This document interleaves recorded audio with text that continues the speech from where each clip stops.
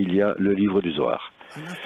Un livre qui est écrit dans un langage très spécial qui parle en fait de tous les autres livres à propos de même chose, dont ce livre qu'on appelle le livre saint, il parle de sainteté qui est un état d'amour et de don, un état qui est réalisé au-dessus de notre nature égoïste, au-dessus de notre relation de prendre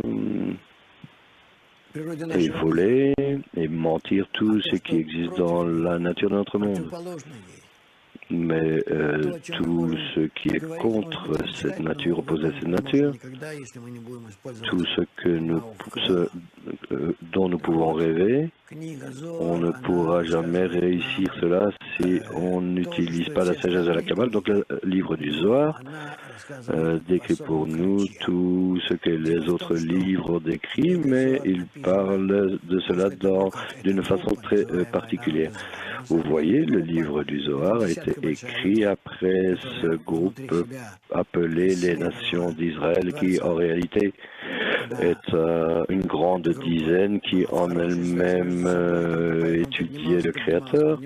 Lorsque ce groupe était en bonne connexion entre eux-mêmes, ils montaient, et alors ils ont commencé à se dégrader et s'effondrer. Et alors, la sensation du Créateur a été perdue. Donc le livre du Zohar a été écrit après le fait que lorsque ces participants de ce groupe soient tombés de la sensation du Créateur vers pratiquement zéro.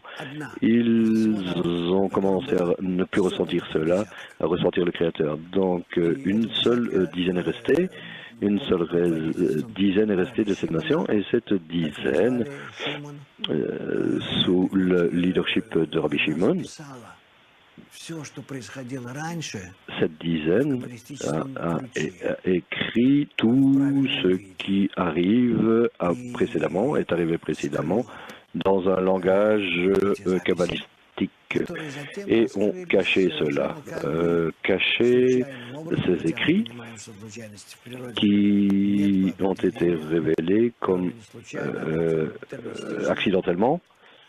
Par après, on a su que c'était par accident. Et finalement, bon, c'est pas tellement par accident parce que tout est prédéterminé dans la nature, mais le livre de Zohar a été révélé après beaucoup de générations. Approximativement au XIe siècle, c'était dissimulé pour plus des milliers d'années. Et ensuite, il a été révélé, un nombre de gens de plus important ont commencé à l'utiliser, et pour arriver jusqu'à aujourd'hui où un très grand nombre de personnes y ont accès.